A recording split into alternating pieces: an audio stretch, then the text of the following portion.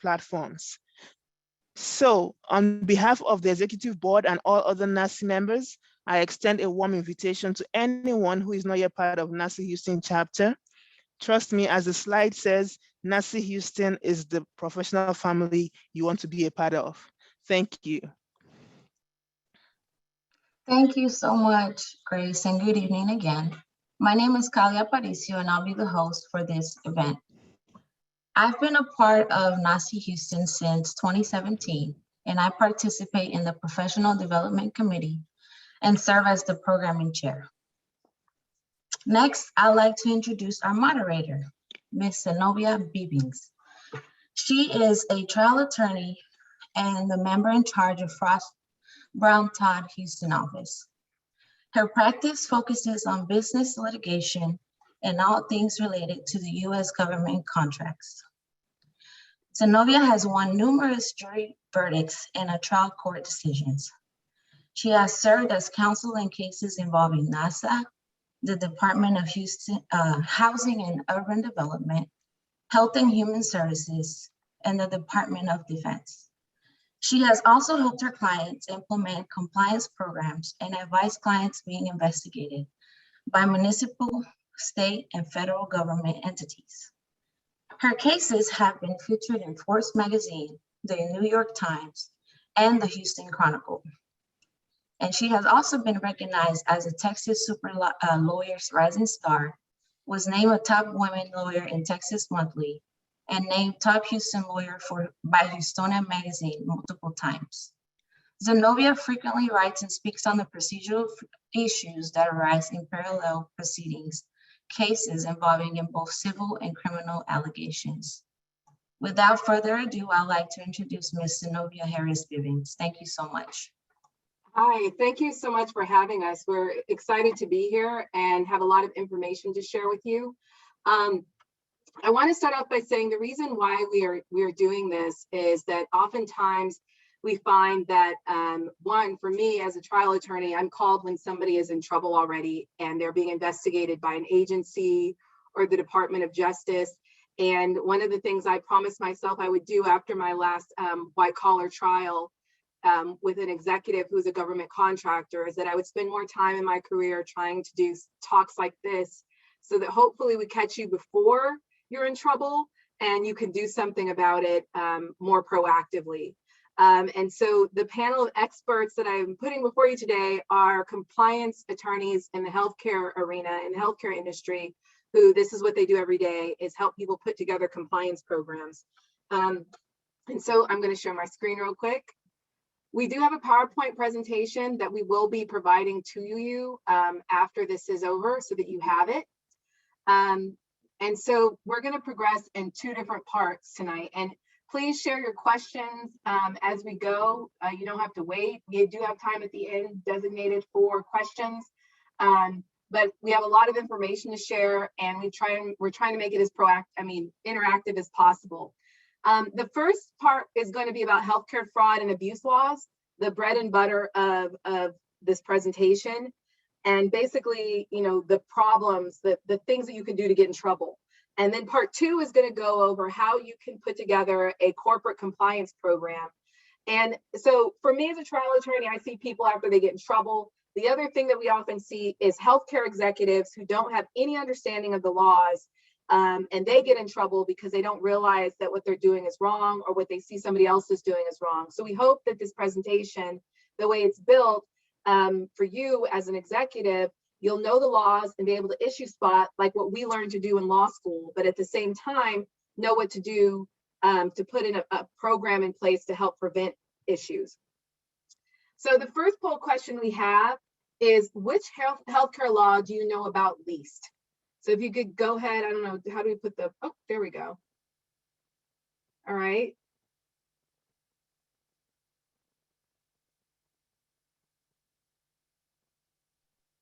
Answers are rolling in. We have 12 out of 21 right now.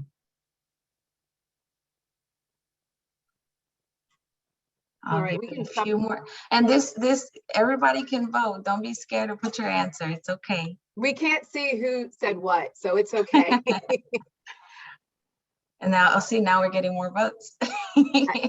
And for those of you who are doing this, the CMPL, the civil monetary penalty laws, that is the area that I know least about as well. So we will be in this together today. All right. All righty, I'm gonna go ahead and end the polling for you. Share the results. All right. So we'll quickly go through these laws, and hopefully at the end, you'll have a better understanding, or at least have enough to Google and read an article about it and be well informed. So, all right. So the part one, healthcare fraud and abuse laws. What I want to start off with is talking to you about the players in enforcement. So you know, if somebody comes knocking at the door, who are they and who do they represent? For the healthcare industry, there's basically three particular. I did this for Texas. For anybody who's out of state, you know, this is your state attorney general. But there are basically three main actors. The U.S. Department of Justice is housed in Washington, D.C. But as many of you may know, each of the there's different districts all over the United States that have their own U.S. attorneys. So here in Houston, we're in the Southern District of Texas. There's an arm of DOJ here, the U.S. Attorney's Office. And so a lot of times DOJ and the U.S. Attorney's Office, the local U.S. Attorney's Office, work together to investigate. There's also Health and Human Services, right, where Medicare, Medicaid funding comes out of. And then also because Medicaid is a state and federal joint program, the Texas Attorney General is also often involved in Medicaid fraud investigations. But in general, if you're doing something that usually violates the law at a federal level, they can find something that you've done that violates on a state level as well. So you have these basically three buckets of actors: the federal Department of Justice, federal Health and Human Services, that's the agency, and the Texas Attorney General. So real quick about the Department of Justice, or DOJ. It's broken down into basically three units. You have the civil division, who does like civil litigation, and then you have the criminal division. And then last, you have the investigative unit, the FBI, which is basically the federal government's police force that we all know colloquially. And when you're dealing with the Department of Justice, if you get in trouble, you can deal with fines in terms of the civil and criminal side. But with the criminal side, you're also dealing with the possibility of going to prison. And the other thing that people don't realize is that if you just get in trouble with the government on the civil side, you also would possibly get in trouble on the criminal side, because in the Department of Justice handbook that they hand out to all their lawyers and investigators, they require the civil side to contact the criminal side anytime there's any kind of wrongdoing that gives rise to a civil claim. If there's trouble criminally, they have to go to the civil side and talk to them, and then they both have to go to the agency. So if we're dealing with healthcare, DOJ, criminal and civil, have to work together at the beginning to figure out if there's civil and criminal liability. But in addition, they have to go to the agency at issue, HHS. This is a list. The primary civil law that you can violate is the False Claims Act, and I'll talk about that more in a minute. But that's the bread and butter of the civil side of prosecuting in the healthcare industry for DOJ. There's a litany of criminal statutes that you can violate, and most of them deal with bribery and lying, and the means by which you lie and you commit a bribe. And I use the word lie like loosely, right? They call it false statements, which is a great fancy way to say that you lied to the government or misrepresented to the government. So one of the things that's important to know is that not only does DOJ implement statutes, the laws, they also implement regulations, right? And this is important because a lot of times you'll go to agency websites like HHS, and you'll see that they'll have these agency guidelines. DOJ said back in 2018, something called the Brand Memo, that they're not going to enforce anything that's really in the agency guidelines. What they're concerned about is federal regulations and the law. And that's because federal regulations go through a process of vetting. Agency guidelines can change from administration to administration, right? But federal regulations are more akin to law than agency guidelines. So for issue spotting purposes, which is the whole point of what we're doing today, you should know that when you're dealing with federal regulations and they conflict with what the agency has said, like HHS has said, go with the federal regulations and the interpretation of the federal regulations, because it's the federal regulations and the statutes that you can get in trouble for. Next, so we've dealt with the Department of Justice, right? The feds, the FBI, all of that. But you can also get in trouble with the agencies, and this is where it can really hit your pocket. And it's let me step back and say, when you get in trouble with DOJ, they usually put it on their website, and that's awful. They go to the agencies and they talk to the agencies and say, you know, XYZ hospital system's in trouble. You need to look into this. And what the agency will do, which HHS will do, is they'll it'll trigger a lot of times their suspension and debarment officer to investigate as to whether you've done something wrong. That would mean you would not be able to take Medicaid and Medicare money anymore, any kind of federal dollars anymore at your facility, right? So you get in trouble criminally or civilly, there's also the chance that you'll lose your opportunity to make money, federal dollars. And just in general, most of what we're talking about today are hospital systems, providers that take federal taxpayer dollars. Because you've entered into a contract with the government to take taxpayer dollars, you are held to a higher standard. It's not just a breach of contract. We're talking about civil penalties and jail time. The agencies have their suspension and debarment officers. They also have their version of the FBI, the Office of Inspector General. And then some of them have DCIS, which is an auditing, they do criminal investigations on behalf of the government. Again, fines, suspension, and debarment come from the agencies.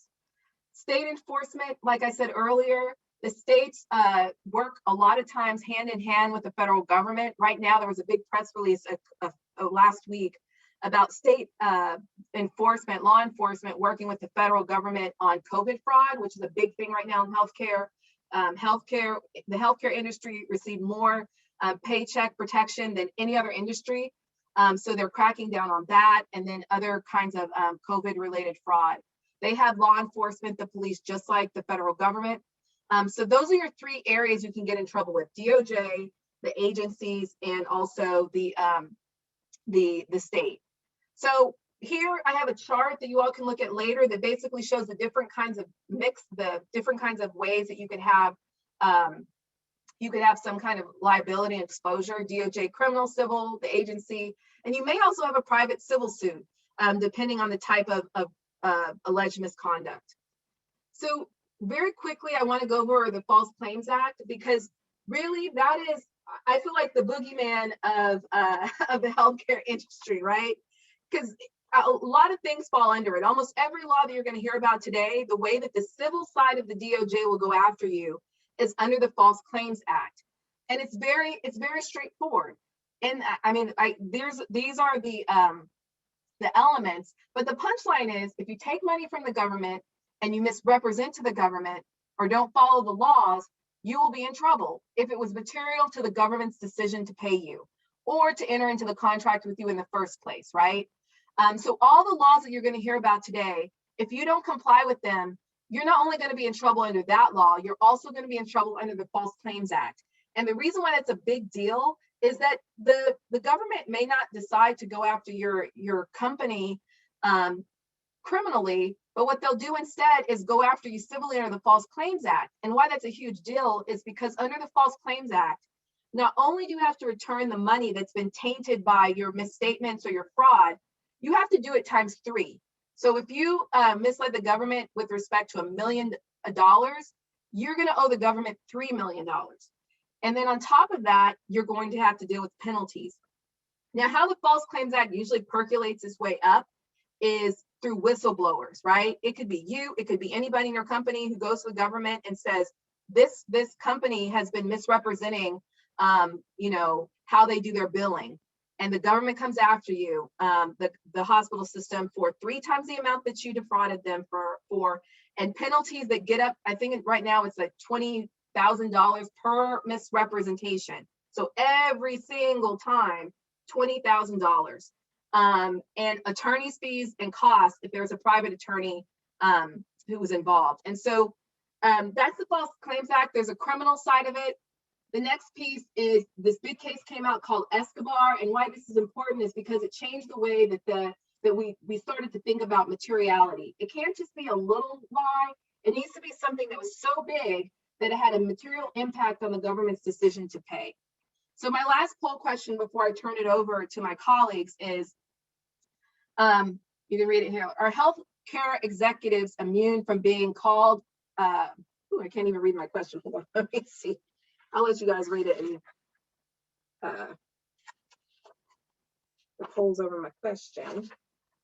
Healthcare executives are immune from being called and or questioned as witnesses if the executive did not participate in the fraudulent scheme being prosecuted.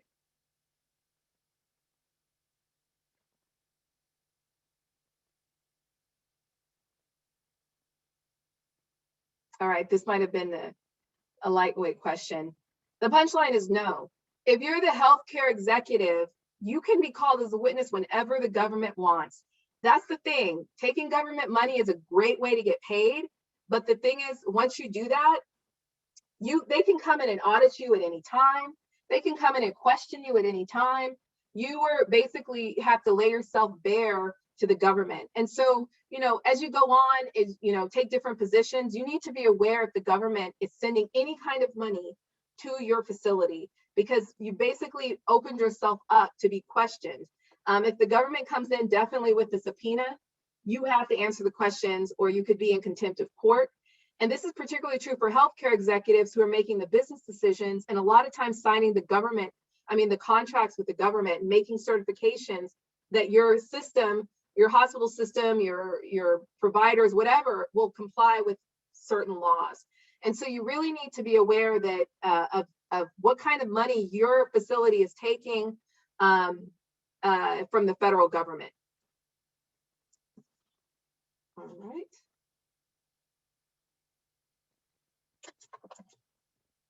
All right, so the next thing we're going to do is start talking about all the specific laws. And the first one is the Stark Law. And I want to introduce my colleague, Darren Stiles. Darren Stiles is a member in the Houston office of Frost Brown Todd. Prior to joining FBT, Darren served as the Vice President of Legal Affairs at the University of Texas Medical Branch at Galveston and as a Director in the Division of Public Affairs at MD Anderson Cancer Center. During his career, Darren has managed regulatory issues, compliance, operational matters, corporate transactions, fraud and abuse, privacy, security, medical staff issues, governmental entity laws, and litigation. So previously, the punchline is Darren used to be in-house working with healthcare executives, and now he's working with us here at Frost Brown Todd. So Darren, I'll turn it over to you. Thanks, Zenobia. I appreciate that. I like the topic I'm speaking about this evening, which seems kind of strange because the Stark Law, in my experience, has been one that tends to get people to pull their hair out because it's got a lot of complex rules and regulations to it. And I'm going to try to simplify it as much as I can. I know you all have a working knowledge of it, but hopefully we can get a little bit into some of that complexity as well. So the Stark Law just basically is a physician self-referral law. And as you see here, it prohibits a physician from referring patients to receive designated health services, which are also known as DHS, as the acronym. And those are payable under Medicare or Medicaid. So there are certain services that this is speaking of, and they cannot refer those services from entities with which the physician or immediate family member has a financial relationship unless an exception applies. So if you are a healthcare provider and you have a financial relationship with a physician, you really need to be thinking about this law and whether that physician makes these kinds of referrals to your entity. And if they do, does that financial arrangement fall into an exception under the law? Now, one really important factor with this law, and this is different from what Rhonda is going to explain to you about the anti-kickback statute, is that the Stark Law is a strict liability statute. In other words, if the government comes in and indicates that you have violated the Stark Law, whether you intended to violate it or not makes no difference. You are either in compliance with the law or you are out of compliance with the law. If you are out of compliance with Stark, then you have a really difficult financial issue in your lap. So financial relationships can include ownership or investment interests that the physician has. So for example, a physician can own a part of an imaging center, they can own a part of a surgery center, et cetera. But what we're going to talk about tonight are the compensation arrangements. So if anything from a personal services arrangement with a physician to a lease with a physician, all of these things are subject to the Stark Law and the exceptions. Keep in mind, within this financial relationship question is the question of remuneration. Has remuneration passed back and forth between the physician and the entity the physician refers to? And remuneration under the statute, and I'll just read you part of the definition, means any payment or other benefit made directly or indirectly, overtly or covertly in cash or in kind. Now that in-kind part is important in my mind because oftentimes a lot of people don't think about if you're giving out business courtesies like gift cards, or if you're taking the physician out to dinner, if you're taking the physician to a baseball game. Those things would trigger a financial relationship, whether you're considering that or not. Okay, so let's talk about the exceptions. These are just some of the key exceptions under Stark. They're not all of them, but you'll find in one part of the regulations, these are all listed, and the rule itself is listed under that section. What I want to talk to you about for a few minutes is the rental of office space exception, because this is going to be the quiz that I'm going to give you at the end. You're going to need to know some things about this exception. So under the rental of office space exception, if you have a lease with a physician, it has to be set out in writing and it has to be signed by the parties, the lease itself. It has to be for at least a year.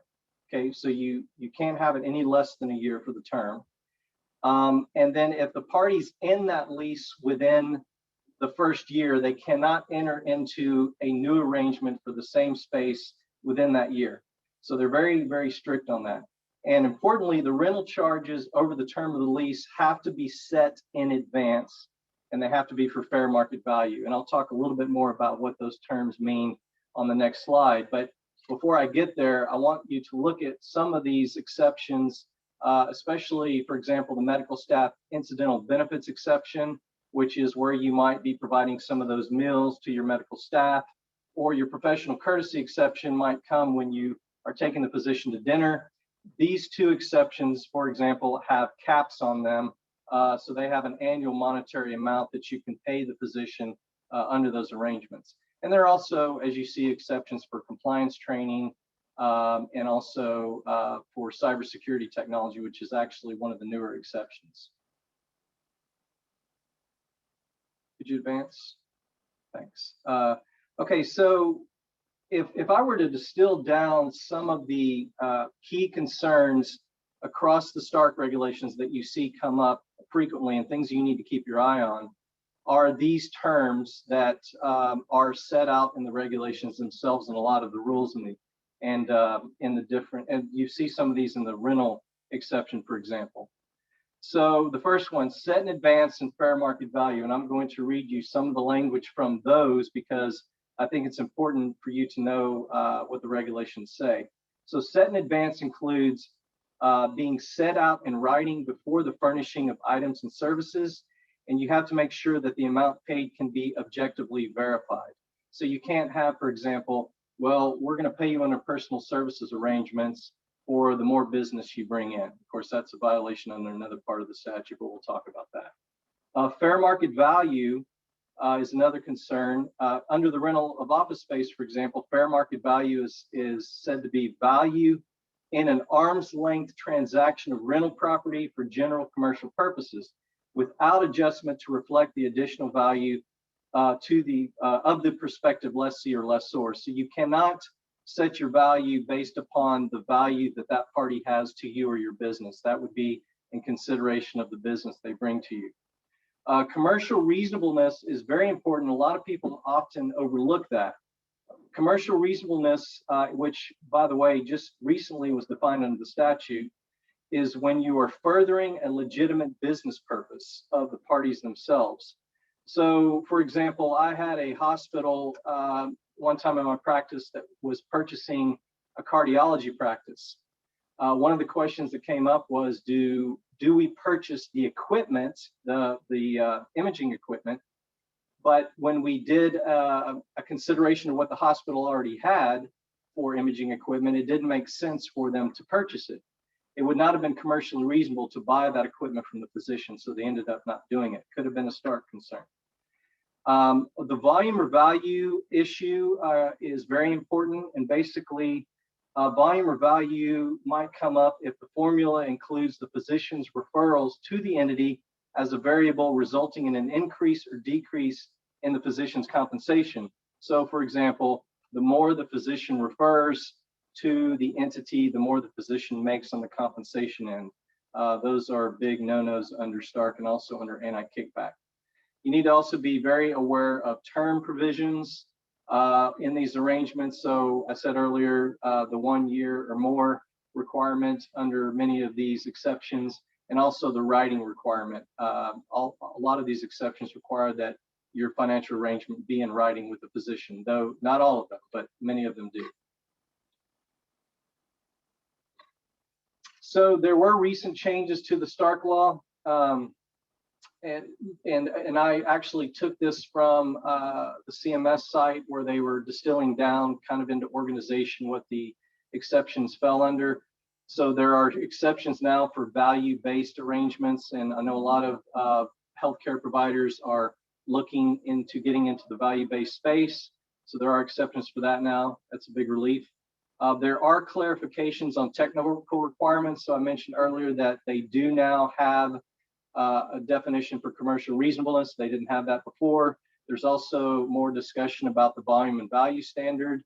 And also there are also additional exceptions for the protection of non-abusive arrangements such as the cybersecurity area. Okay, so now I'll get into the case example and then go to the poll question. So my poll question is, you have a hospital, and the hospital is in dire need of orthopedic call coverage in its ER, which a lot of hospitals have that issue. How do you cover call? And they're negotiating call coverage contracts, one of those with their local orthopedic practice. The local orthopedic practice doesn't want to take call because they don't think they should have to. They say, EMTALA is your problem, not ours. And so they're holding out. So the hospital says, well, okay, what can we do? Well, the orthopedic practice, is in the first year of a space lease as a lessee to the hospital, that's the lessor. And they're really resentful because they paid way too much for the lease rate for the space. So they begin negotiating with the hospital, and they negotiate for there to be an exchange for the practices agreeing to enter into a call coverage agreement if the hospital agrees to renegotiate the lease rate. So next slide. So the poll question, are the hospital and practice committing a Stark law violation and agreeing to renegotiate the space lease?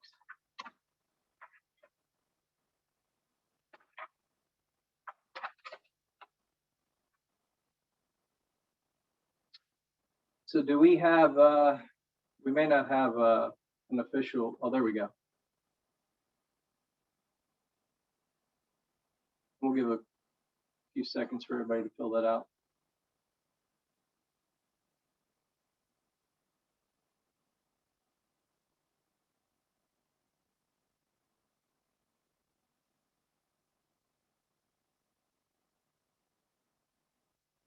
So do we have an answer? Okay, so we had more yeses than nos. I will have to go with the nos on this, and this is a little bit of a trick question. It's a trick question because they were only negotiating the lease. They had not entered into any kind of arrangement in writing with parties. So remember, Stark is a strict liability statute. They were still within the Stark law by having the lease they had. They had not entered into the new arrangement. And remember, but there are some potential issues if they do enter into it. Remember, it has to be set in advance, so it wouldn't be if they're renegotiating the price. They were in the first year of their lease, so if they end the lease and try to enter a new one, they cannot enter into a new lease for the same space within the first year. And then one thing really important here is if the hospital is going to discount their offer under the lease, that could be a Stark law violation from a fair market value perspective. So discounts can be a problem too. So it's not always overpayment. Sometimes if a party's not paying you enough and the referrals are going in the right direction, then you've got a problem there because you're giving somebody a form of remuneration. All right, thanks, Darren.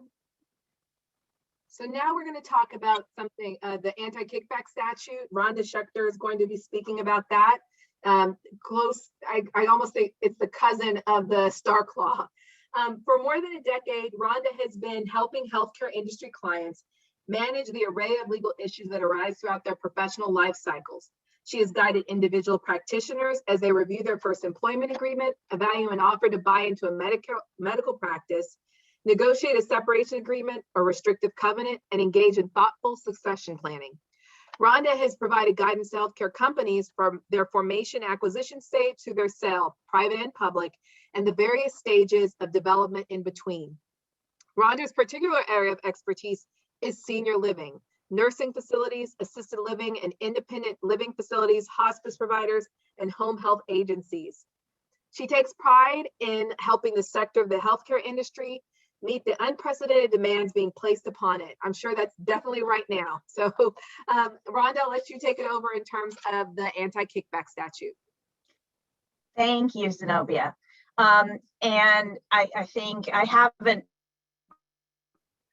necessarily heard it called the cousin of the Stark law before, but that's a very apt metaphor because I was talking with Darren about how he was going to address Stark and then I would follow with anti-kickback. And I mentioned that as a baby lawyer, I had to teach myself a mnemonic on how to keep the Stark and the anti-kickback separate in my head. So hopefully this overview will help you see some of the key differences, but there are a lot of similarities. So if we could go to the first slide, please. So I put the text of the anti-kickback statute here, not to overwhelm you, but to kind of demystify it. And what you have here, the anti-kickback statute actually has two sections, which are identical, except for the language you'll see there at the beginning in brackets. So first it talks about whoever knowingly and willfully solicits or receives any remuneration in return for referring an individual or generating business under a federal health care program shall be guilty of a felony. And then it goes on to say the same language, I'll read it in full this time, but with solicits or receives replaced with offers or pays. So whoever knowingly and willfully offers or pays any remuneration, including any kickback, bribe, or rebate, directly or indirectly, overtly or covertly, you may recognize this language from Stark, in cash or in kind, in return for referring an individual to a person for the furnishing or arranging for the furnishing of an item or service for which payment may be made in whole or in part under a federal health care program, or in return for purchasing, leasing, ordering, or arranging for or recommending purchasing, leasing, or ordering any good, facility, service, or item for which payment may be made in whole or in part under a federal health care program shall be guilty of a felony, and upon conviction thereof shall be fined not more than $100,000 or imprisoned for not more than 10 years, or both. So if we can go to the next slide, I'll break that down for you a little bit.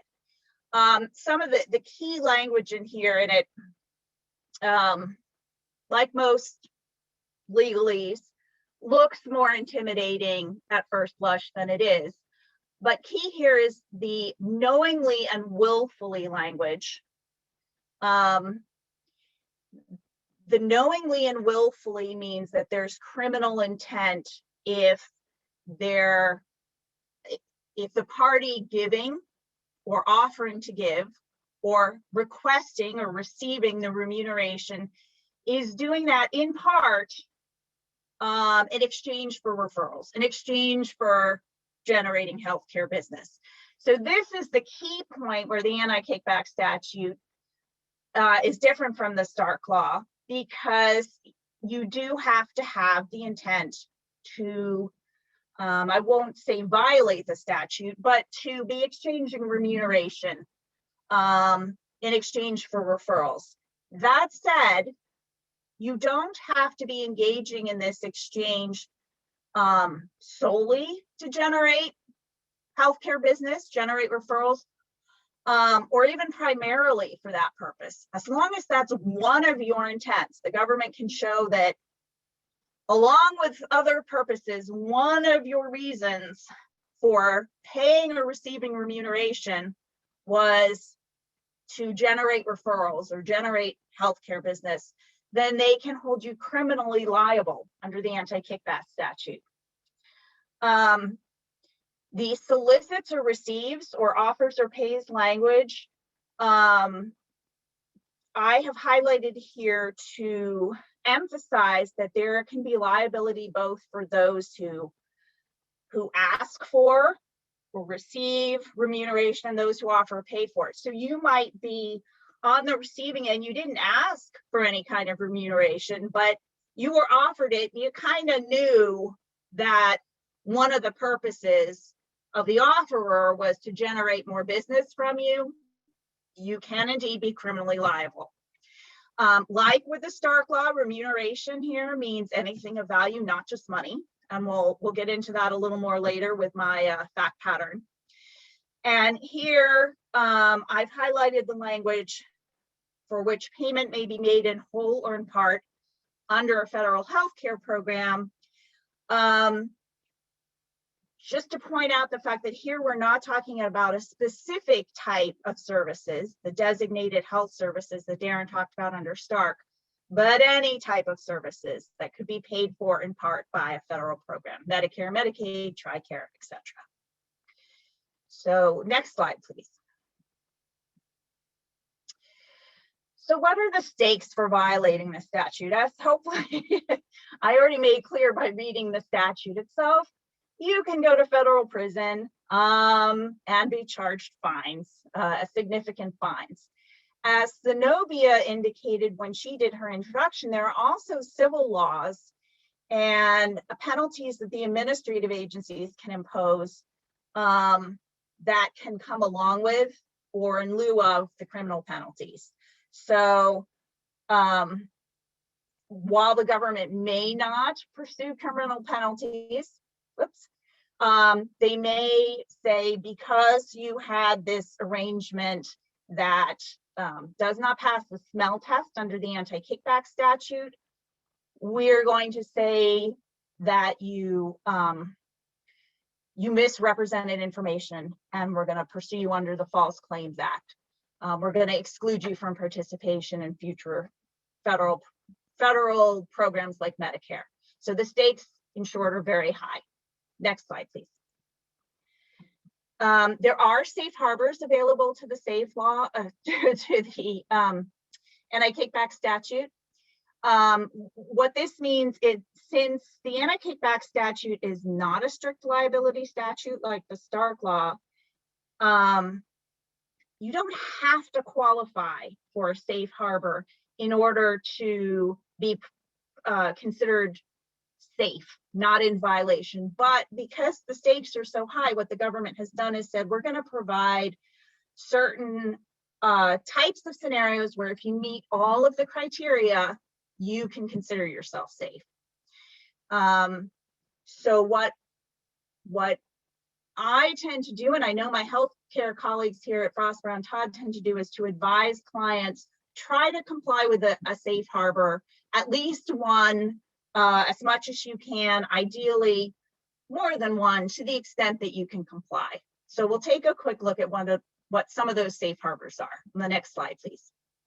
So Darren talked about rentals of space and equipment under Stark. There's a analogous safe harbor under the anti-kickback statute, and some of the requirements are similar. You have to have a signed agreement for a term of at least a year with a rental amount set in advance, fair market value, not taking into account the volume or value of the business that the parties are generating between them. And the space or the equipment rented has to not exceed what's commercially reasonable. Next slide, please. There's also a very commonly used safe harbor for personal services called the personal services or management contract safe harbor. And this is for what it sounds like, the services of maybe a physician to service a medical director or perform some other sort of service as opposed to providing a product or space or equipment. Many of the requirements are the same: signed agreement lasting at least a year, fair market value, services contracted for don't exceed what's commercially reasonable. Next slide, please. And then there are a number of other safe harbors that are available for investment interests. You know, if a company, healthcare company holds investment in some New York Stock Exchange entity, they're probably not going to have enough influence on that publicly traded entity for it to affect their referrals, their generation of healthcare business. So for investments like that, there's a safe harbor. For the sale of a medical practice to a new owner. And there are also some very specific safe harbors for warranties and discounts on healthcare products and for services that are specifically set up to provide referrals within the healthcare space. Next slide, please. There are some new safe harbors that were recently implemented, just like with the Stark Law. These kind of recognize the increasing importance of value-based arrangements and try to accommodate those to some extent. I'm not sure how I'm doing here on time, Zenobia, but I can, for running short, I can quickly say that there are different categories of value-based safe harbors that vary depending on the amount of risk that you as a healthcare provider take on. The more risk that you take on, the more flexibility that you have under the safe harbor. However, it's important to recognize that two of these types of value-based arrangement safe harbors are not available to a wide array of healthcare providers. So I've got a list there that you can review, but pharmaceutical manufacturers, labs, DME sellers, etc. Okay, so to get to my fact pattern, trying to keep you awake here, think you're in trouble. A health system decides it's going to open a medication-assisted treatment clinic to address opioid addiction, and it's going to prescribe buprenorphine to patients on the condition that they agree to regular drug tests, showing that they've been taking their buprenorphine as prescribed, but not any other illegal drugs. So the clinic needs to find a lab nearby that can perform these drug tests, right? Quickly, cost effectively.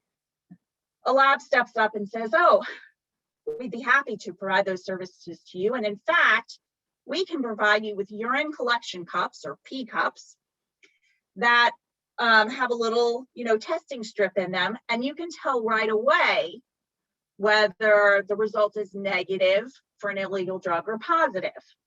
If the result's negative, you don't have to send it in, but if it's positive, send your urine specimen into the lab and then we'll test it and see exactly which illegal drugs show up and how much of each.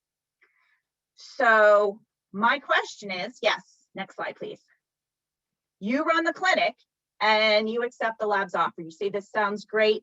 Did I mention that the P cups are provided for free as long as when the P cup shows a positive result, you then send the specimen into the lab for them to test it. So the government comes to perform an audit. Do you think they would find that this arrangement between your clinic and the lab violates the anti-kickback statute?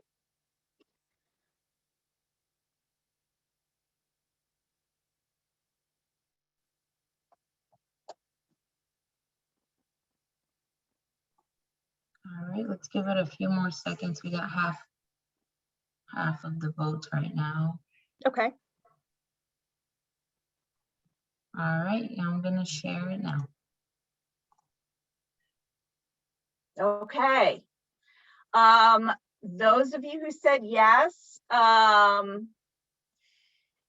you're on the nose in that it's not necessarily the case that the government could convict you for an anti-kickback statute violation, but they can certainly try. And they have done that. You may have heard of the Millennium Laboratories case where the government went after Millennium Labs for offering these free pee cups that had testing strips in them to give kind of that immediate result based on arrangements with providers that if you use these pee cups and then you have to send the urine specimens you want tested to our lab.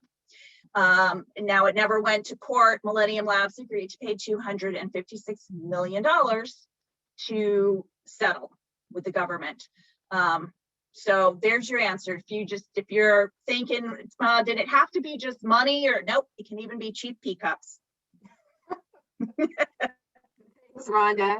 All right, so moving on to our next area of the law is the civil monetary penalties laws. And that, according to the quiz or the survey at the beginning, is an area that a lot of people are not familiar with. And to present this to you, I have my colleague, Brian Higgins, who's a healthcare lawyer at the law firm of Frost Brown Todd in Cincinnati, Ohio. Brian is the co-chair of the Cincinnati Bar Association's Health Law Committee.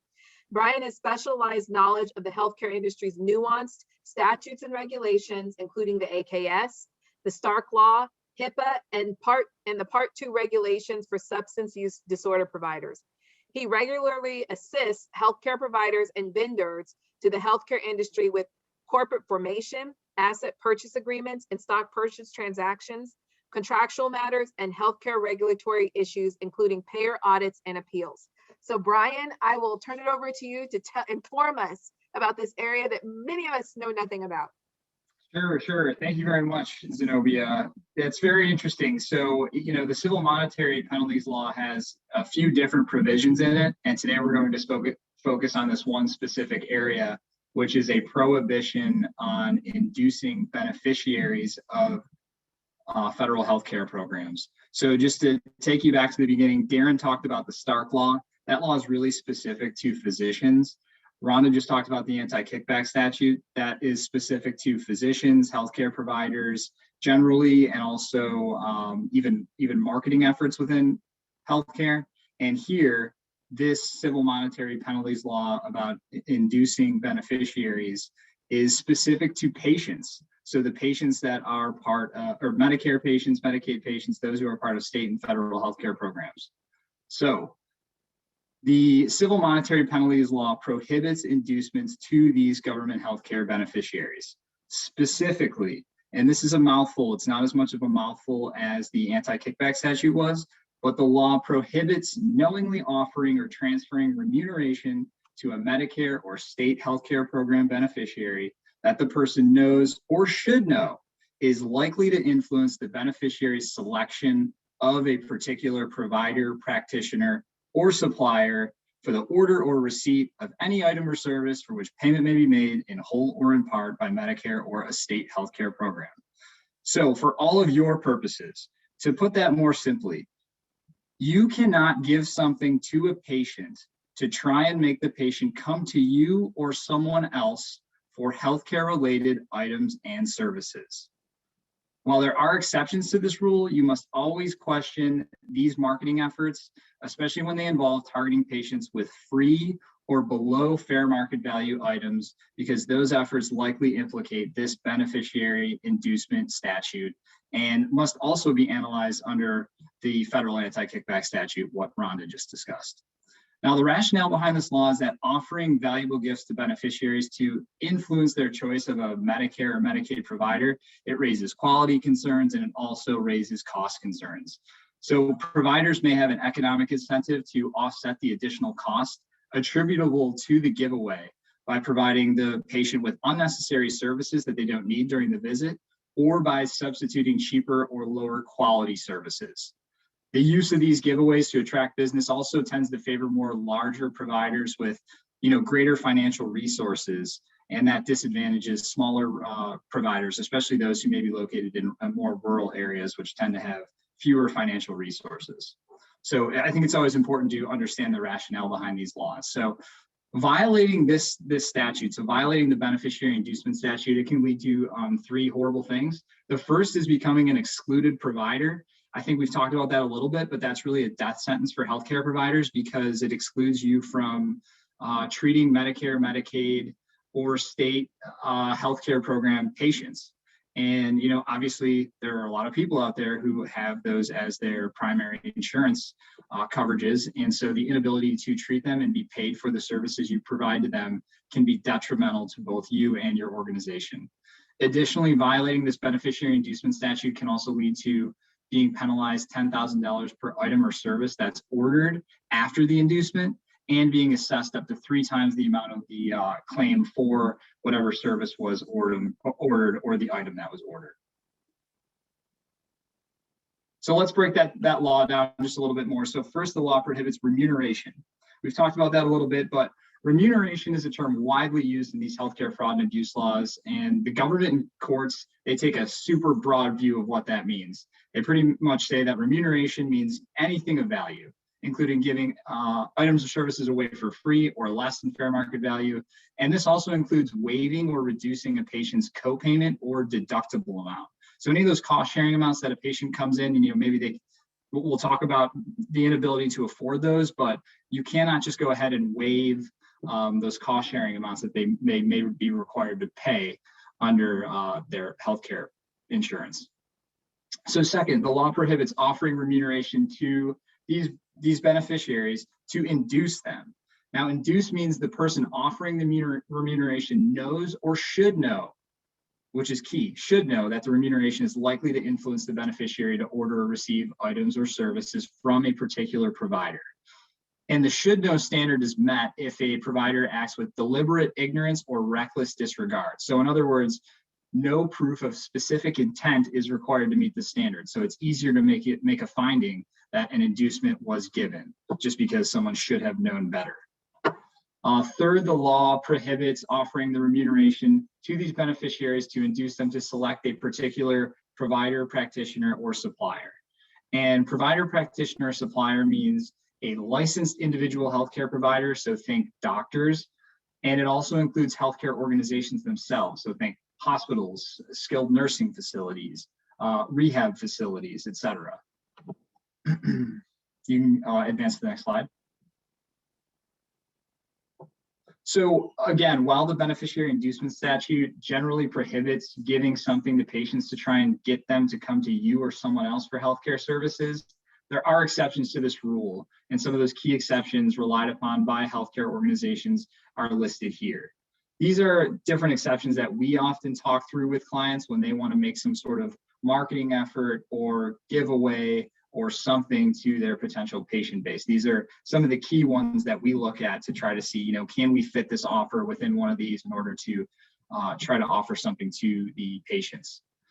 The most important exception listed on this list is number 1. It's an incentive to patients that is only nominal in value, and it cannot be a cash or a cash equivalent. So giving something to a patient that is nominal in value is okay under this law. And nominal value means no more than $15 per item or $75 in the aggregate per patient on an annual basis. So in other words, you can incentivize a patient to receive items or services from you as long as that incentive is worth no more than $15 each time it's offered and no more than $75 in the aggregate per patient per year. Significantly note that this exception does not permit giving gift cards to patients because those are cash equivalents. So it would not be shielded under this exception. Additionally, providers may offer beneficiaries more expensive items or services past that nominal value that fit within one of these 3 exceptions that I'm going to talk about here. So the first is a waiver of cost sharing amounts based on financial need.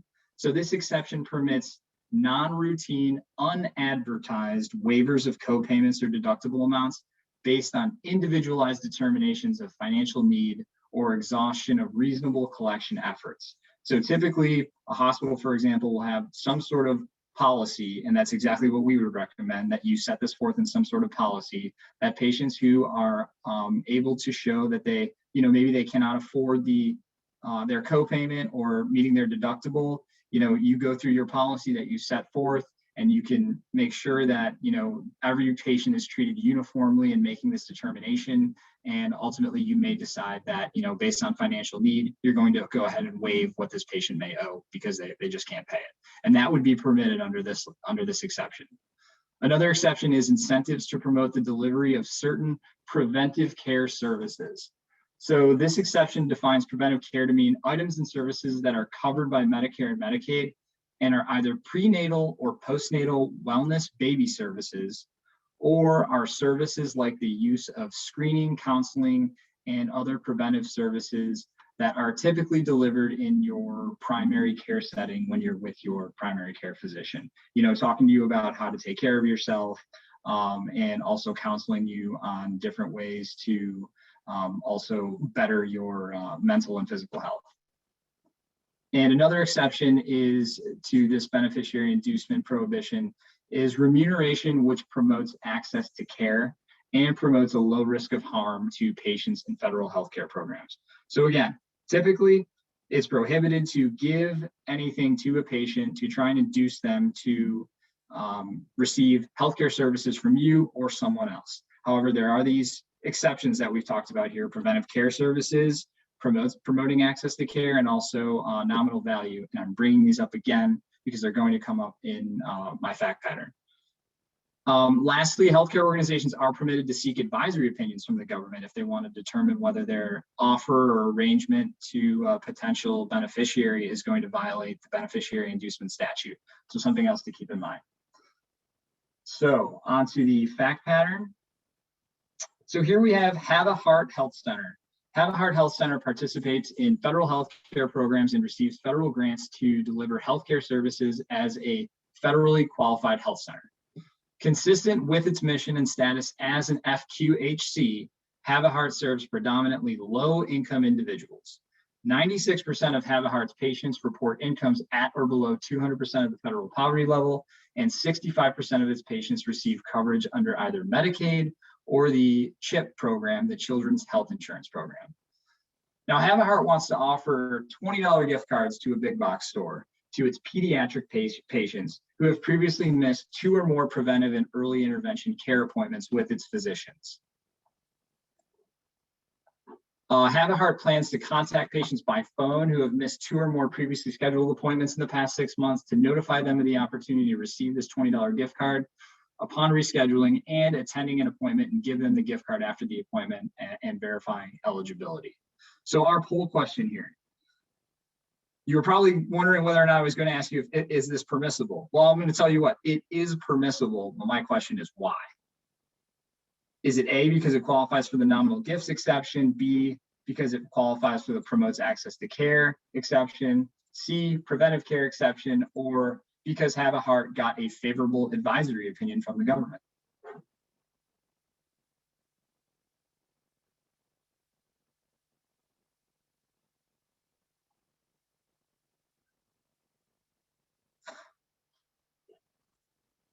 Okay, looks like things are sort of all over the board. This was a really hard one. I put this on here because it was from an advisory opinion. The answer was D. And I thought it was very difficult, especially from a legal perspective, because the government, even in its analysis, goes through all these different exceptions and slowly starts to tell us why they don't apply. But so yes, the FQHC involved in this received this advisory opinion, and they were good to go with offering this. But that's because the government just decided in its discretion. I think the government liked the idea that they were going to be able to get, these pediatric patients who are likely coming from poor areas, and they're trying to get them in to teach them about healthcare and things like that. So I think that was a big feather in their cap. But I'll just go through some of the analysis. So the government approved the arrangement based on a few different factors. The first was that there was a small number of patients that are even eligible for this gift card. just pediatric patients who had missed appointments. It was a one-time offer, and there was a low risk that healthcare services would be inappropriately utilized because the gift card is designed to prevent this, preventive and early intervention care. So in its analysis, the government first determined that the gift card did not qualify for the nominal value exception because the gift card was a cash equivalent, something we talked about earlier. Gift cards cannot qualify for that nominal value exception. Additionally, the gift card was for $20, which would exceed that $15 threshold that we talked about earlier. And as far as the promotes access to care exception, that would not apply. It would not protect the gift card offer because the gift card was actually rewarding patients who access care. It's not going to, it wasn't intended to promote access to care and improve patients' ability to access Medicare and Medicaid items and services. And the gift card was also to a retailer big box store, which sells a wide variety of items. And such gift cards are not items and services and are considered cash equivalents that are not protected by the exception. And finally, the gift cards did not satisfy the preventive care exception because, among other issues, some services furnished during the appointments would not meet the applicable definition of preventive care, which means the gift card would not in all instances promote the delivery of preventive care as the exception requires. All right. So, go ahead. Oh, I'm going to turn over Brian to talk about our last area before we quickly go over compliance programs, the overpayment final rule. Thank you, Zenobia. And I will tell you, you guys will all get a little chuckle about this at your computer. So today is actually my 4-year wedding anniversary. So my wife was a little upset with me when I told her I was doing back-to-back presentations or sub-presentations within this presentation. So I hope you all enjoy that, but I'm going to go and have some wine after this. But anyways, the overpayment final rule. So this implements section 6402 of the Affordable Care Act, and it requires healthcare providers to report and return overpayments within 60 days after the overpayment was identified or the date on which a corresponding cost report is due to a federal healthcare program, whichever is later. So CMS says that the requirements in this rule are meant to support compliance with other applicable statutes, promote the furnishing of high quality care, and to promote the Medicare trust funds against improper payments, including fraud.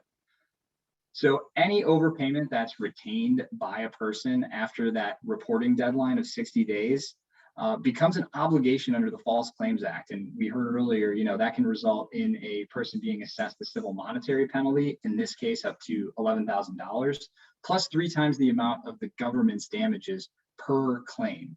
So if you are in a situation where you have received overpayments and you've identified those and you're also digging up more and more because a certain physician of yours may be billing improperly or something like that, the money can add up very, very quickly. So again, this rule requires that healthcare providers report and return overpayments by 60 days after the overpayment was identified. So under the rule, a person has identified an overpayment when the person has or should have, through the exercise of reasonable diligence, determine that the person has received an overpayment and quantified the amount of the overpayment. A provider will typically be deemed to have acted with this reasonable diligence where it conducts a timely and good faith investigation within 6 months from receipt of any credible information that it may have received an overpayment. So reasonable diligence includes both proactive compliance activities to monitor for the receipt of overpayments and also reactive investigations undertaken in response to receiving some sort of credible information that you may have received a potential overpayment.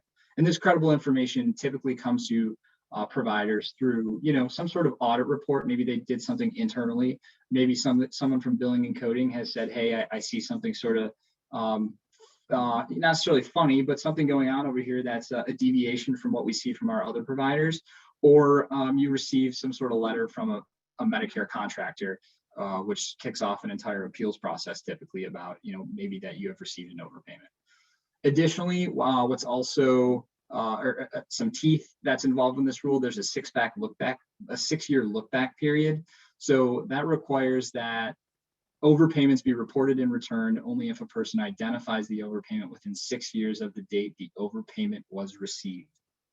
So that's a lot of information, but overall, what this overpayment final rule really means is that all healthcare providers receiving Medicare or Medicaid payments, they're required to both proactively monitor for whether they have been overpaid for services they provided, and to also reactively investigate any credible information they receive that indicates that they may have been overpaid. And if credible information is received, the provider has to investigate and quantify the amount of any overpayment within 6 months of receipt of that credible information. So if you get credible information, it normally kicks off a timer right away. And you have to go ahead and investigate that credible information. The government gives you up to 6 months to do that. And again, this is all internal. The government isn't involved or anything yet, but if they do get involved, eventually they're going to try and figure out when you first found out about this. So you'll have that 6 month period to investigate to determine whether or not you received an overpayment. And then you're going to have to report and return the overpayment within 60 days after the end of that 6 month period. So typically when we talk to clients about this, we say, hey, you have this 6 month window, or you have a total of 8 months. You have your 6 month window here to go ahead and do your reasonable diligence. And then you also have that 60 days at the end. So you have to report and return any money that you ultimately quantify. And so you have this 8 month window. And typically we advise getting ourselves or legal counsel involved because there's an aspect of attorney-client privilege that can be beneficial to the provider in these cases. So with the overpayment final rule, in the government's ideal world, a healthcare organization would have a qualified biller encoder on staff who reviews every single claim that's ever submitted to Medicare and receives and looks at every remittance advice and payment received from Medicare to see whether or not those claims were properly submitted and the medical documentation backs up the services that were provided by the provider, and that the payments received were also accurate for those services. And if this qualified biller encoder identified any overpayments received in the government's eyes, she would immediately send that money back to the Medicare program with an explanation of why she thought her organization had been overpaid. Additionally, due to that 6-year look back requirement, the government would want the organization to also actively investigate whether any similar overpayments to the one just returned exist in the last 6 years. Okay, so that's just the government's view. Typically, we help out with these investigations, and we try to narrow the scope of a lot of these investigations as much as we can from a legal perspective, knowing the statute and the regulations. Because as we know, this is not an ideal world, and providers will often, while attempting to comply with this rule, they do try to mitigate its effect as best as possible. So to report and return these overpayments, the rule just requires that a provider use a claims adjustment form, or also just sends in a check to Medicare or the Medicare contractor and says, hey, we think we were overpaid for this and this is why. I think it'd be helpful to look at a few case examples of how this overpayment final rule has played out, both in judicial opinions and in settlements. So this first case is U.S. ex rel. Kane versus Health First, and this is out of the Southern District of New York. So this was following a software glitch that resulted in a provider improperly retaining more than $843,000 in government funds. The court here held that the 60-day period ran from the date on which these defendants were put on notice that a certain claim may have been overpaid. So this case is notable for a number of firsts. This was the first case alleging wrongful retention of an overpayment in violation of the False Claims Act. Again, we talked about at the beginning how a lot of these healthcare fraud and abuse laws ultimately lead to False Claims Act cases, and this is one of them. This was also the first intervention by a U.S. attorney in a 60-day rule case, and it was the first judicial guidance on when the 60-day clock begins. Notably, the Kane court cautioned that prosecutorial discretion would counsel against enforcement aimed at well-intentioned healthcare providers working with reasonable haste to address overpayments. This case ultimately settled for $3 million, but I think the court was sympathetic to Health First in this because of what I just said. I think that they didn't necessarily do the things they were supposed to do, but the court has said, the fact that they were trying to do the right things was something that was ultimately helpful for them. This next case is called U.S. ex rel. Odumosu versus Pediatric Services of America. And in the first reported government, this is the first reported government settlement for failing to return any of these overpayments. So Pediatric Services of America entered into a nearly $7 million settlement with the Department of Justice. The allegations included that Pediatric Services maintained or wrote off credit balances without investigating whether the balances were the result of an overpayment, and thus failed to refund overpayments from 20 Medicaid programs and TRICARE over a period of 6 years. So again, this failure to do this investigation when they were on notice that they may have been overpaid resulted in a $7 million settlement. Finally, this case out of the state of Florida, ex rel. Maley, allegations involving a recent $440,000 settlement by First Coast Cardiovascular Institute included the failure to timely refund more than $175,000 in overpayments owed to government healthcare programs from accrued credit balances. So according to the Department of Justice, this First Coast Cardiovascular, they had failed to pay back the money it owed until being notified that the Department of Justice had opened an investigation into their failure to repay the government. So this is just another example of the government eventually found out that these payments had been made improperly, and that First Coast Cardiovascular was or didn't do anything about it, and ultimately ended up in this settlement. And these things can happen because, you know, disgruntled employees or even someone who just, you know, makes someone aware in the government of what's going on. It's easy to see how these things eventually escalate.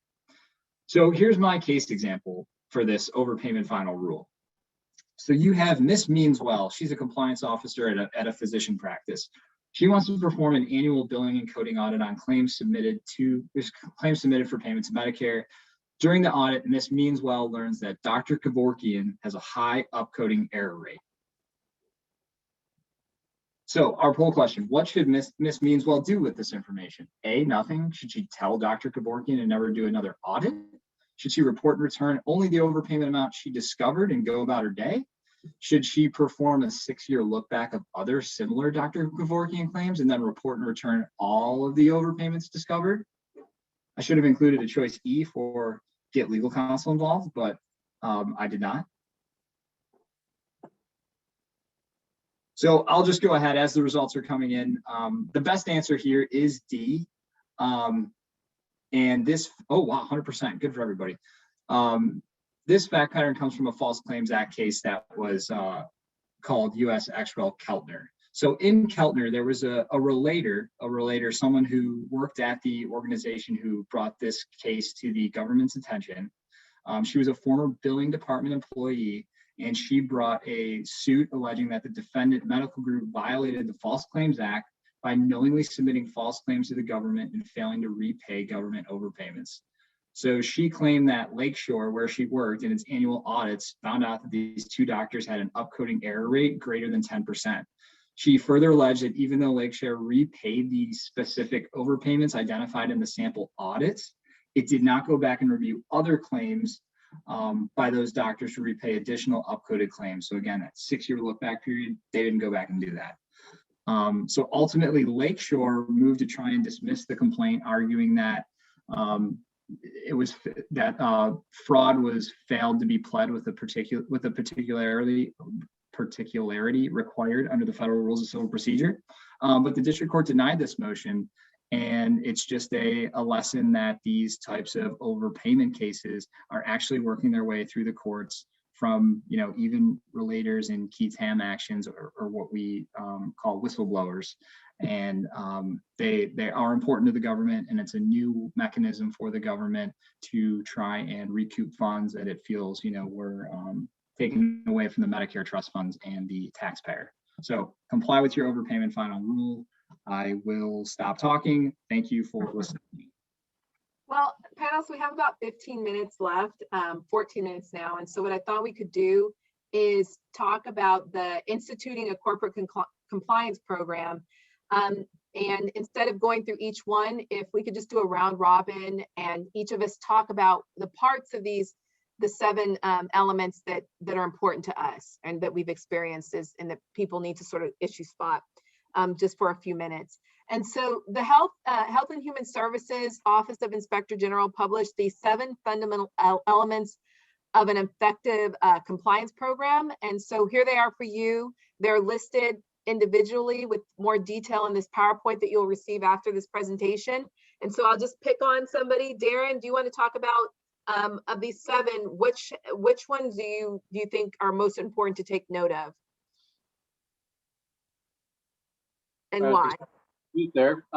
So 2 that I typically focus on is you need to have a strong compliance officer and compliance committee that looks at these issues and make sure that the compliance officer has the appropriate chain of reporting within the system itself. So typically the compliance officer should be reporting to the CEO and to the compliant or to the board, and works with the compliance committee to address issues on a day-to-day basis. So very, very important. Make sure that your compliance officer, it's not a good idea to have your compliance officer reporting to legal. And the reason for that is because they serve 2 very different roles. Compliance officers are looking for ways to make you compliant and are trying to be transparent with the government. Legal is there to, under attorney-client, provide you guidance when you get into legal issues or compliance trouble, or keep you out of those things. So you want to be more free and have that protection with your legal end.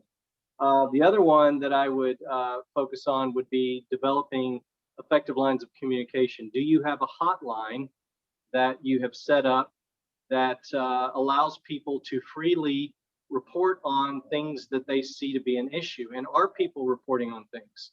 Make sure that you're doing audits of that line and make sure that nothing is happening, for example, where there might be a problem or people are just reporting on HR issues, for example. You need to build a culture where people are looking at HIPAA issues, they're looking at fraud and abuse issues, and they're reporting on those things. So I think those are the 2 main ones that I focus on out of these 7, but they're all very important. So I'll piggyback off of that. I think the last one to me is one of the is significant. That you need to have a good compliance team, right? And that when something happens, they respond promptly to things that have happened and undertake good corrective action. And that needs to be somebody who has a good emotional intelligence, so that they can deliver bad news quickly. Because what can end up, if you don't have that good, effective compliance officer and somebody who responds promptly, you'll have a whistleblower come out of that, right? And that sort of feeds into like the communication and the culture that you're creating. Because when people feel like they can't talk to somebody about something they saw is wrong, they'll instead go to somebody outside the organization. So you need to have a compliance officer a team that people can go to and say if they have a concern without feeling like they're going to be called a snitch, right? Because that's how you have a whistleblower. And so making a poor hiring decision or selection by your compliance officer can cost you multi-millions of dollars down the road during a False Claims Act suit or a government investigation. So who's next? We're under Brian. Well, I was going to piggyback off that, Zenobia. I think that one thing that people often think about compliance is they think about it as a cost to the organization. And they think about someone uncovering problems and, making the organization have to go through different financial downtimes, essentially, to try and, make up things that have happened. But I really do think that it's important to sort of think about the value of compliance, because like you said, it's impossible to sort of forecast what could happen in the future. But if you do have a good compliance program in place and your employees are being effectively trained and they understand, just exactly how compliance can help or hurt the organization, that can ultimately be, a real cost savings in the future, because you can avoid something like a potential whistleblower suit or something like that, which can really be damaging to the organization.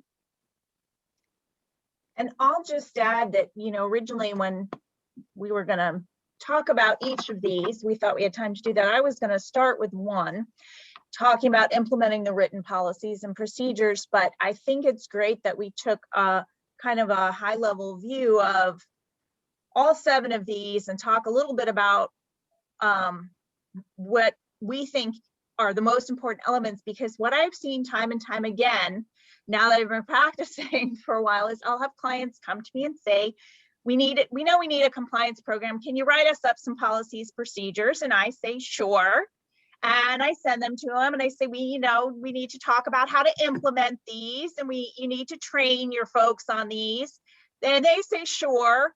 And they stick the policies that I've sent them in a binder and put them on a shelf somewhere. They save them onto some company file. And then 3 or 4 years later, they have a compliance issue and they call me up and they say, what do we do? And I say, well, what does your policy say? I don't know. We haven't looked at it since you sent it to us. But we're good, right? Because we have a compliance policy. No. So you start with one, you got to do all 7. Yeah, Rhonda, it's kind of funny. I always like the clients who do actually end up following up with us, on a more like a quarterly basis or something. And those are the ones who say, hey, can you send me some examples of some settlements with the government so we can send an email blast out to our employees about, Oh, that's a good one. Yeah, that's awesome. I'm just like, wow, this is great. That's really smart. This person actually cares. This organization cares. And I think they're ultimately better for it. Yeah. And I think if they're doing ongoing review of how their compliance policies and procedures are actually working, and they're doing ongoing training, they come to realize that, like so many other documents that a company has, they need to be updated. They need to be modified to fit their organization better.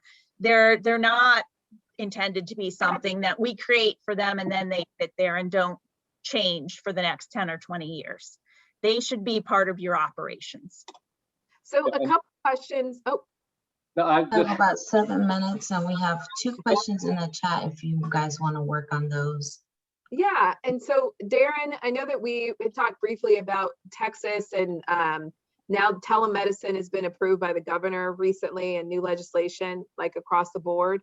And so one of the questions had to do, is there any trends related to telehealth and fraud? I mean, I can think of 2, up billing, right? And improper coding when you're dealing with telehealth, because it seems like it's less monitored than other areas. Yeah, of course, the recent law that was is the House Bill 4, I believe it is, that is placed before the legislature, which looks to basically go forth with what the waiver was under Texas law for telehealth visits. But it primarily deals with Medicaid and public health laws. The expansion is under those payment programs.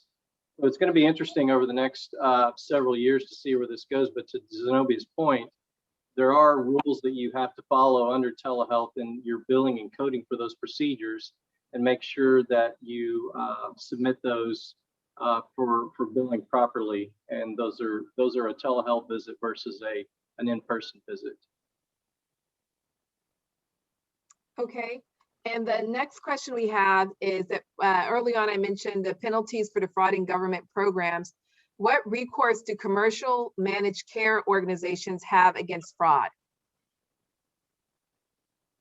I would say, I think that's a great question, and you're right to bring up the commercial payers. So I think typically a state will have a sort of a state law equivalent to a lot of the federal laws that we talked about that applied to the federal healthcare programs, and those will normally be found in their insurance or healthcare statutes within the state. So a lot of them have sort of the same types of provisions. And also, a lot of those commercial payers, they have contracts with all their providers, and so they'll definitely have some sort of breach of contract action against them for fraud, and they'll also typically have some sort of process that the provider in their agreement to be a participating provider to be able to provide services to that commercial payers as patients. They have to agree to do certain things, one being submit appropriate claims to us, and also you typically have to go through some sort of disciplinary process that the commercial payer has set forth if there is some sort of fraud and they flag your account or something like that. You'll typically go through some sort of internal appeals process with that payer itself. So that's the last question we have, but very quickly, we have 4 minutes. If each of you all, including me, would like to say one last thing, a little tip, you know, a takeaway for the audience. Rhonda, you want to go first? Oh, you put me on the spot. All I can think of is pea cups. So just, I love that example because I think it's so easy to think money. Okay, I'm not paying anything more than I should. You got to be so careful in the healthcare industry because the government is really scrutinizing any potential arrangement where maybe you're giving or getting something more or less than you should in exchange for generating healthcare business. And it's just such a highly regulated industry that extra caution is warranted. Darren? Yeah, so what I was wanting to add on to what we were saying at the end of the compliance program conversation is it's really important that you have a compliance culture. And when we look at providers and their compliance programs, if they ask us to do an audit of those programs, that's really the framework we're going in and looking at. It's important that you have policies and procedures. It's important that you have the compliance officer follow all those 7 elements, but at the end of the day, do you have a culture that is really acting and behaving in a compliant way every day and building upon that program where the government walks in, and if Zenobia is hired because you have an investigation, she's walking into an environment where she can show them, look, we do the right thing.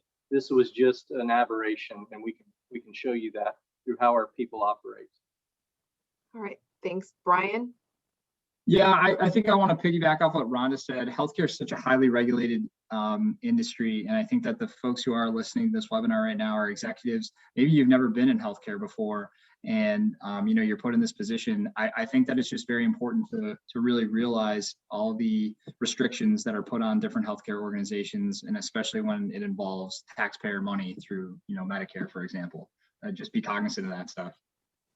Yeah, and so to sort of I think touch on everybody's point is when your in-house counsel comes to you or they give you pushback about something, it's not because they're just doing that for fun. There's probably something that's going off in their brain that might be wrong, and it's so important to listen to them because that will be used as evidence against you if you didn't listen in a trial, especially if it's an email and somebody said, think about this, or there was a meeting and there on the agenda was a line item even. So listen to your attorneys, and if you think you need outside counsel, get the outside counsel because, you know, it's worth it in the long run. And so thank you so much. I'm going to do one more thing. I'm going to share with you my screen so I can, I guess, pitch our next panel that's coming up in about a month. Hold on a second. And it should be really interesting. Wait, what happened to it? From venture capital to vaccinations, emerging legal issues and their implications for the healthcare industry. And so we're going to have some really great speakers, Dr. Nicole Teep, Eric Cook talking about cybersecurity, Fred Guana talking about vaccinations, and the decision that just came out, I think last week, right here in Houston, where the hospital can require their employees to take the vaccine. So please join us next month for this next panel. All right, Kalia, thank you so much. Thank you all for joining us today, and thank you to the panelists for all the helpful information. We look forward to our collaboration with Frost Top Brown. Have a good night, everyone. Thank you. Thank you.